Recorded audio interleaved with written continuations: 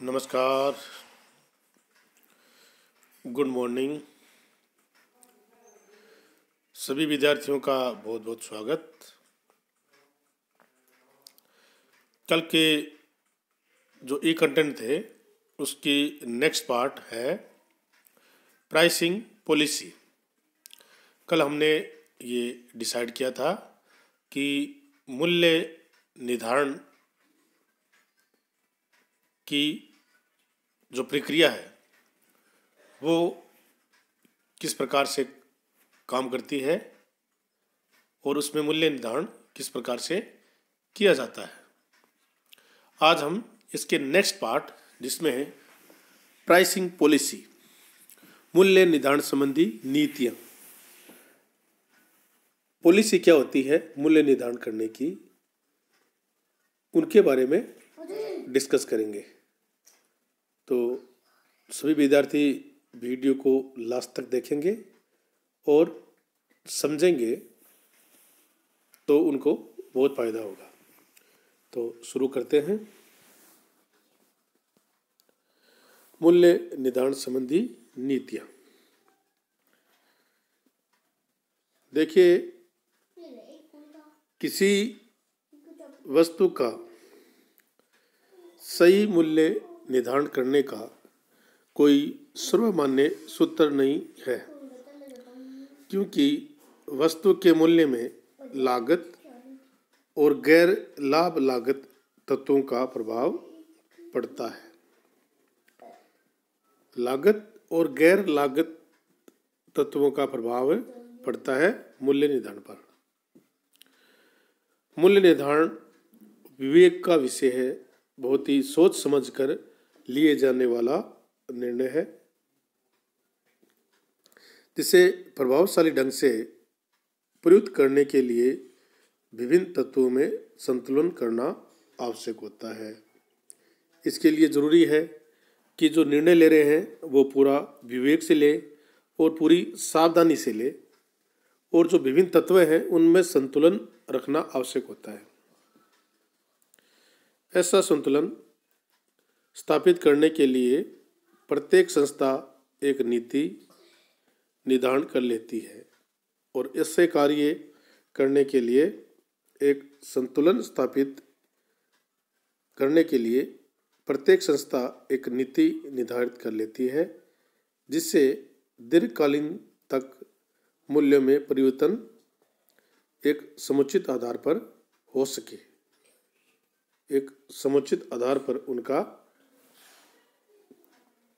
मूल्य में परिवर्तन हो सके, जो दीर्घकाल तक हमारे मूल्य निर्धारण की जो प्रक्रिया है उसमें काम में आ सके। ऐसी नीति होनी चाहिए।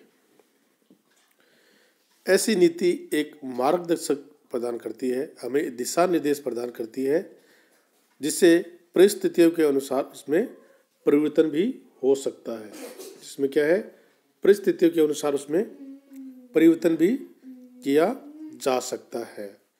इसके संबंध में मूल्य निर्धारण संबंधी जो नीति है उसमें प्रोडक्ट की प्रकृति, सरकारी नीतियाँ और संस्था के लक्षणों पर निर्भर करती है। जो नीति है वो हमारी वो प्रोडक्ट की प्रकृति क्या है और सरकारी नीतियाँ क्या है और संस्था के लक्षण आदि बातों पर निर्भर करती है।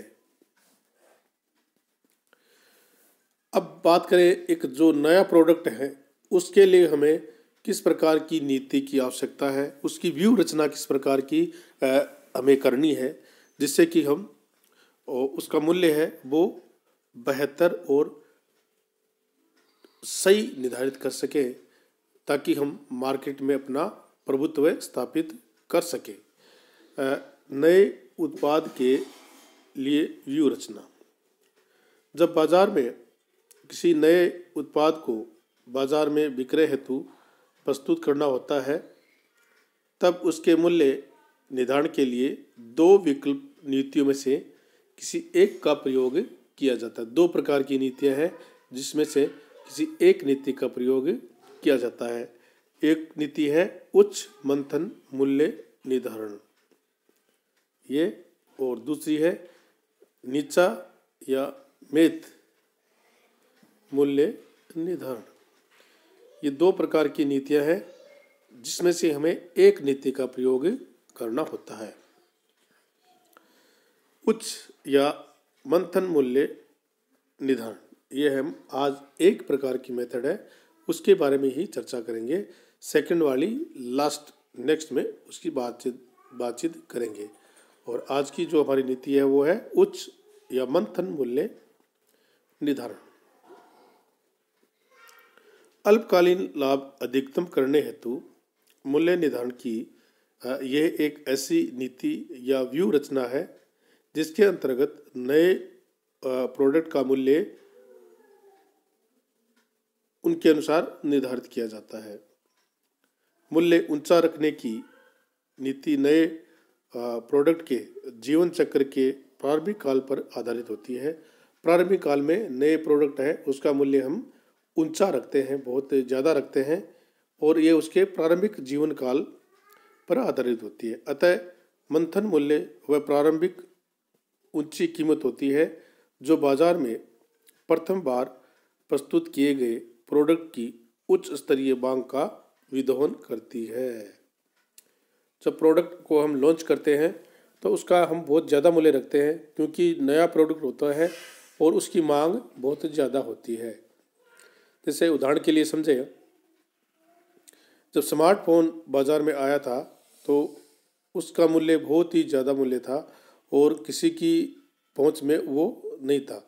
जो 2 GB रैम और 16 GB इंटरनल मेमोरी का जो फ़ोन था उसके भी 20-22 हज़ार रुपये लगते थे और कोई भी उसको उस समय परचेज नहीं कर सकता था।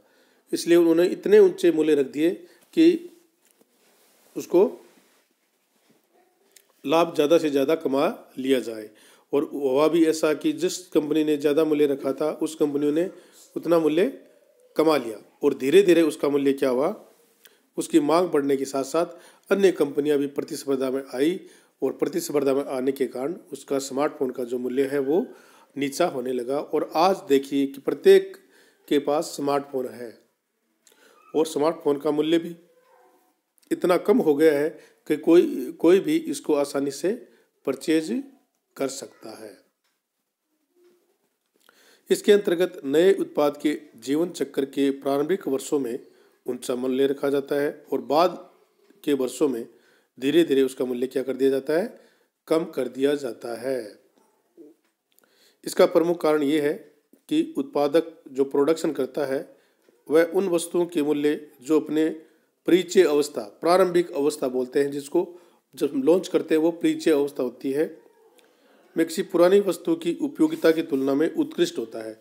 जो पुराना फ़ोन था, जैसे वो कीपैड वाला फ़ोन था, उसकी उतनी उपयोगिता नहीं रही थी क्योंकि उसमें तो कॉल ही कर सकते थे। और जो नया स्मार्टफोन आया था उसमें कॉल के साथ साथ हम उसमें वीडियो भी देख सकते थे, फेसबुक भी चला सकते थे और वीडियो कॉल का भी उसमें ऑप्शन आ गया था क्योंकि वो पुराने मोबाइल की तुलना में बहुत उत्कृष्ट था। इसलिए उसका मूल्य क्या रखा, बहुत ऊंचा मूल्य रख दिया। और यही नीति सब अपनाते हैं, ऊंचा मूल्य रखने की नीति अपनाई जाती है जो प्रोडक्ट परिचय अवस्था में होता है। और प्रारंभिक अवस्था में अधिक लाभ प्राप्त करता है। प्रोडक्ट करने वाला है वो प्रारंभिक अवस्था में ही उसका मूल्य ऊंचा रख देता है ताकि अधिकतम लाभ कमा लिया जाए और जैसे ही प्रतिस्पर्धा बढ़ेगी तो उसका मूल्य कम करके भी लाभ कमाया जा सके। इसको एक और उदाहरण द्वारा समझ सकते हैं कि प्रारंभिक वर्षों में जो इलेक्ट्रॉनिक कैलकुलेटर्स था उसका मूल्य बहुत ऊंचा रखा था और ग्राहकों में नवीनता के प्रति आकर्षण का पूरा लाभ उठाया गया। जैसे जैसे ग्राहकों को पता चला इलेक्ट्रॉनिक कैलकुलेटर का तो ग्राहकों ने ज़्यादा से ज़्यादा उसको परचेज किया और उसका पूरा लाभ उसने उठाया। परंतु जैसे जैसे कैलकुलेटर्स की मांग बढ़ती गई वैसे वैसे स्पर्धियों द्वारा उसका मूल्य क्या कर दिया, नीचा मूल्य करने से इसके विक्रय के प्रयास किए जा रहे हैं। धीरे धीरे क्या हुआ, प्रतिस्पर्धा में आने के कारण उसका मूल्य हमें कम करना पड़ा। ऐसी स्थिति में मूल्य के प्रति विक्रय मात्रा की संवेदनशील मांग की मूल्य लोच बढ़ती गई और जिस प्रतियोगी के इलेक्ट्रॉनिक कैलकुलेटर के मूल्य कम थे उनकी विक्रय की मात्रा बढ़ती गई, क्योंकि जिसके मूल्य ज़्यादा थे उन्होंने धीरे धीरे ग्राहकों ने उनसे खरीदना बंद कर दिया और जिसकी मांग जो मूल्य था वो कम था उसकी विक्रय की मात्रा धीरे धीरे बढ़ने लगी, क्योंकि प्रतिस्पर्धा हो गई थी और प्रतिस्पर्धा में जिसका मूल्य कम होता है उससे हम माल है वो परचेज करते हैं। अब हम बात करेंगे कि जो मूल्य मंथन निर्धारण नीति है उसमें उपयोगिता क्या रहती है, उसमें उपयोगिता क्या रहती है उसके बारे में बात करें तो देखिए, सबसे पहले प्रारंभिक प्रयास बेलोचदार बाजार में हो। ये जो नीति है उच्च मूल्य रखने वाली, उसमें प्रारंभिक प्रयास ये होना चाहिए कि बेलोचदार मांग बाजार है उसमें इसको लॉन्च किया जाए। नए उत्पाद का मूल्य ऊंचा निर्धारित करने का निर्णय इस सिद्धांत पर आधारित है कि प्रारंभिक वर्षों में लाभ उच्चतम करने हेतु नए उत्पाद के विपणन के लिए प्रयत्न उन बाजारों में किया जाना चाहिए जहां उनकी मांग बेलोचदार हो। इनके आधार पर आरंभ में हमें नए उत्पाद को बाजार में ऊंचे मूल्य पर प्रस्तुत करके विक्रय से अधिकाधिक लाभ प्राप्त करने की प्रवृत्ति अपनाई जाती है। कहाँ की जाती है? जहाँ मांग है बेलोचदार बाजार में हो। सेकंड है प्रारंभिक लागतें अधिक हो। नए प्रोडक्ट के प्रारंभिक वर्षों में ऊंचा मूल्य लिखने का एक कारण ये भी है कि उन वर्षों में लागत अधिक होना है। जब प्रोडक्ट को हम लॉन्च करते हैं तो उसमें उसकी लागत है बहुत ऊंची आती है, अतः ऊंची लागत की पूर्ति हेतु ऊंचे मूल्य निर्धारण करना संभव हो सकता है। इसके अतिरिक्त क्योंकि उपभोक्ता ग्राहक नए प्रोडक्ट से परिचित नहीं होते हैं, इसलिए इसके समर्थन के लिए, उसके एडवर्टाइजमेंट के लिए अनेक प्रकार की हमें जो तरीके हैं वो अपनाने पड़ते हैं और उन व्ययों की पूर्ति करने के लिए हमें ऊंचा मूल्य रखना जरूरी होता है। और थर्ड है ख्यातिवर्धक उत्पादों की दशा में। नए उत्पाद का मूल्य ऊंचा रखने का उद्देश्य ये है कि उस वस्तु को क्रय करने के लिए ऐसे ग्राहकों को आकर्षित करना होता है जो अधिक मूल्य होने पर भी वस्तु को खरीदते हैं। साधारणतः किसी वस्तु का ऊंचा मूल्य रखने पर समाज के कुछ वर्ग, विशेषकर धनिक और जो धनिक वर्ग होते हैं, अमीर होते हैं, उन्हें क्रय करने की तत्परता रहती है। इसके कारण से नए उत्पादों के प्रारंभिक जो वर्ष होते हैं उसमें मांग की मूल्य लोच बेलोचदार होती है। और लास्ट है प्रारंभिक में वस्तु की मांग कम हो। जब वस्तु की मांग प्रारंभ में कम हो तो वस्तु का मूल्य अधिक लिया जाता है, क्योंकि प्रारंभ में वस्तु का कम उत्पादन होने पर प्रति इकाई स्थिर लागत का भार अधिक होता है, जबकि कुछ समय पश्चात उत्पादन मात्रा में वृद्धि होने से लागतें कम होने लगती हैं और मूल्य धीरे धीरे कम हो जाता है, जिसके परिणाम स्वरूप उस वस्तु की बिक्री बढ़ जाती है। धीरे धीरे की लागतें कम होने से उस वस्तु की मांग बढ़ जाती है और वास्तव में ये नीति उन उत्पादों के लिए उपयुक्त है जिनकी प्रारंभिक में तकनीक बिकती है, बाद में उत्पाद बिकते हैं। तो ये चार जो एरिया हैं, परिस्थितियां हैं, उनमें हमें ये नीति को उपयोग काम में लेना चाहिए। तो इस प्रकार से हम मूल्य निर्धारण के लिए उच्च मूल्य निर्धारण संबंधी नीति को काम में लेते हैं। और इसकी सेकंड जो नीति है उसका, जिसको बोलते हैं निचा या मेघ मूल्य निर्धारण विधि, जिसका प्रयोग हम नेक्स्ट वाले जो हमारा ई कंटेंट होगा उसमें आपको बताएंगे। आप सभी इसको पूरा ध्यान से समझेंगे क्योंकि इससे संबंधित क्वेश्चन आपके एग्जाम में जरूर आएंगे। तो अपना ध्यान रखें और अपनी स्टडी को चालू रखें। थैंक यू, बहुत बहुत धन्यवाद।